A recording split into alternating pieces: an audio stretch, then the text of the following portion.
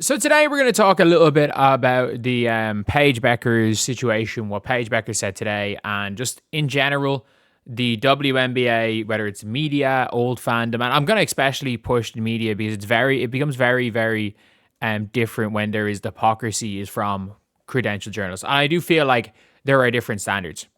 I feel like there are different standards when it comes to people. If someone is a journalist and if somebody is like myself, just fucking spitballing online. I think there is kind of a different standard there.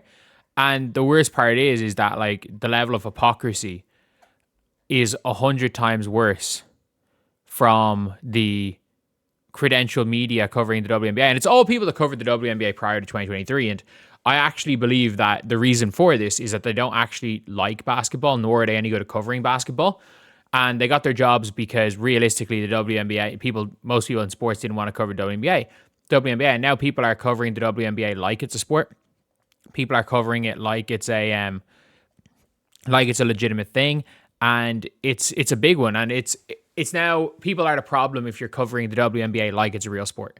Like that is they do perceive you as a problem if you're covering it like it's a real sport. And for me, I'm like that's the biggest thing. Because it's very clear that a lot of WNBA media don't actually want basketball to be played. They don't want basketball to be played because they know the more basketball's played, the quicker they're out of their job because real basketball people are going to take over. And not only that, it's like, it doesn't really matter what you say, according to these people. If they don't like you, it doesn't matter. Hence, because Paige Bueckers, frustrated here, at this point, it's not renegotiation. We as players don't want to have a strike beyond the season. She also said both sides need to compromise. Caitlin Clark said the same thing. And this is Caitlin Clark said, talks a little bit disheartening, citing how far away. Caitlin Clark said, while WNBA players must fight for everything we deserve, they must seek compromise, quote unquote, need to play basketball. Paige Bueckers, we want to have a season. And this same person retweeting positively Paige Bueckers and calling out Caitlin Clark for it. And that's the thing when it all comes down to this, is that it is not about the words anyone says. It's not about the actions of any players. It is about the greater, and I'm not even going to say this weird perception of these players. And it's just this really weird thing. Like, look, I'm not American. I don't have a fucking clue what's going on in America. I just like basketball. I like the sport of basketball.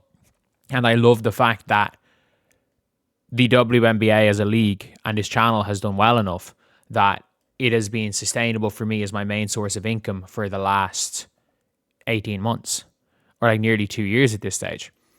I'm happy about that. And like, if I was like, I'm happy to cover this league. Like me personally, I'm not a fan of quote unquote women's sports. I'm a fan of sports. Like when it all comes down to it, that is what it is. And as long as these old WNBA media try to treat it like that, as long as they try to, and by the way, I think it's the most condescending thing towards these players from the media. The like, oh, you have to be a fan of every single player in the WNBA, otherwise you're not supporting women's sports. Like, no, if you are not, in my opinion, expecting fans to treat the sport differently than they would treat a men's sports team they support is condescending towards the players. It's almost like they are the people that are implying that almost like it's a fucking charity case. That if you're a women's sportsman, you have to be just a fan of all women's sports. It's like, I'm a fan of sports. I don't care. I watched USA women's hockey in the Olympics, or in the Winter Olympics. It was fun. I watched the men's team in the Winter Olympics. It's fun. I stick on the Irish Track and Field Championship, and I'm watching Sophie Becker run the 200.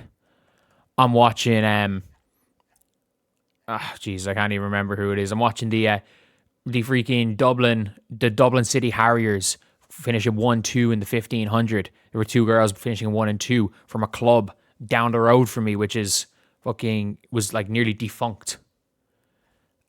At the same time, I'm watching Andrew Koskarin fall over in the 3K when he's going for the world championship. It's sport. And this whole thing is just weird.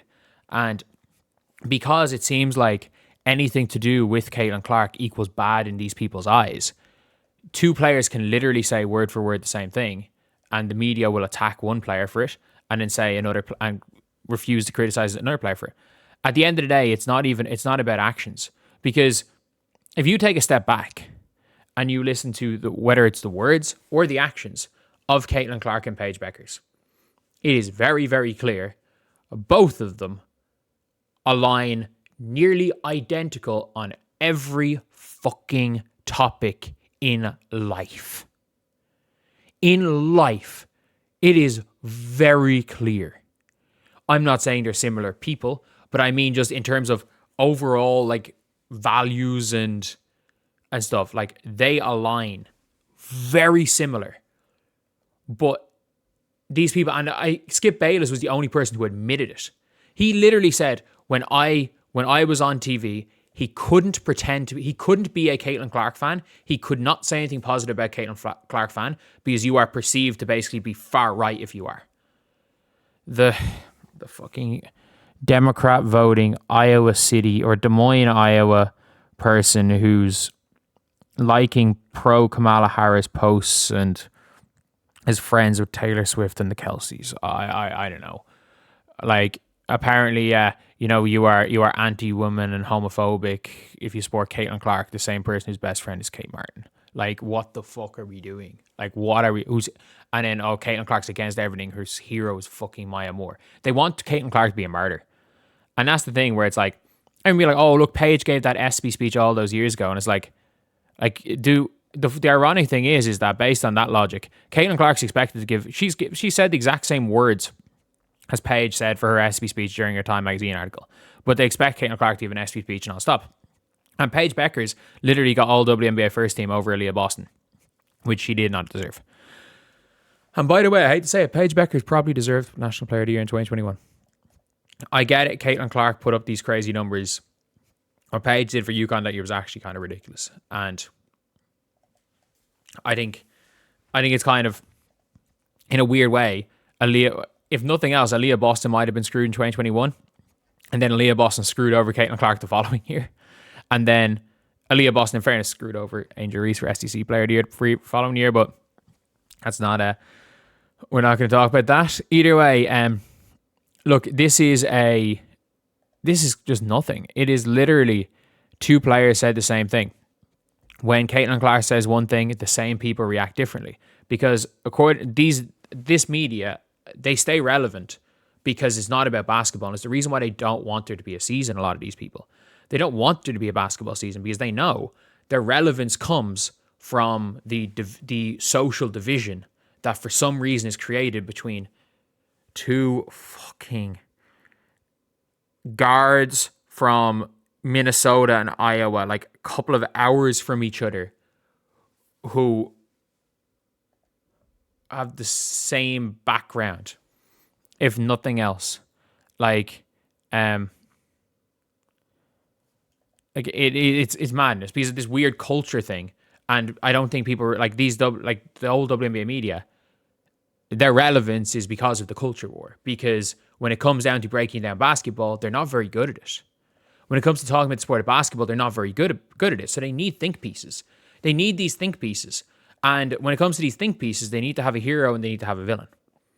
And at the end of the day, like, there are people that, for lack of a better word, there's people that when it comes down to it, are this larger than life figure, at times are almost acting like the movie villain. Like, unpopular opinion, Angel Reese tried to play the villain. She was wearing Joker shoes. She smacked Caitlin in the face, like everything she tried. And nobody in real life wants to be, unless you're Dylan Brooks, wants to be that movie villain.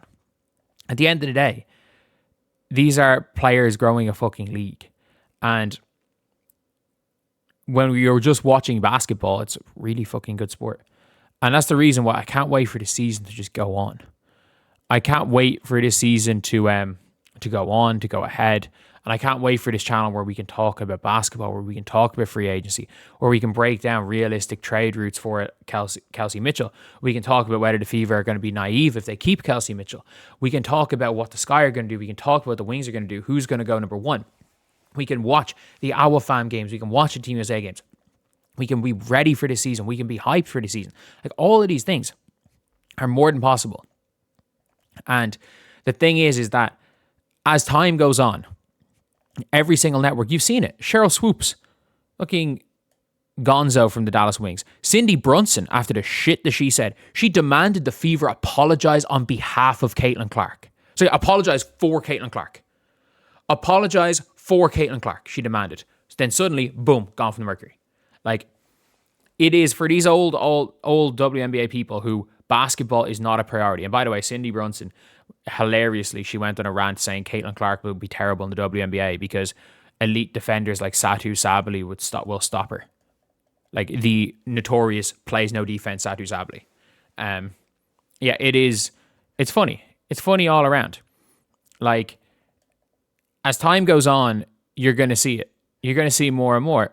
And that's the thing when it comes down to it, especially during the WNBA season, where covering the actual league, covering the sport is what is going to be the big thing. And a lot of the old media realize that they're going to be replaced. Might not be next year, might not be in 5 years. But in 5 years' time, as soon as this becomes a serious sports league, every network is going to have serious sports people.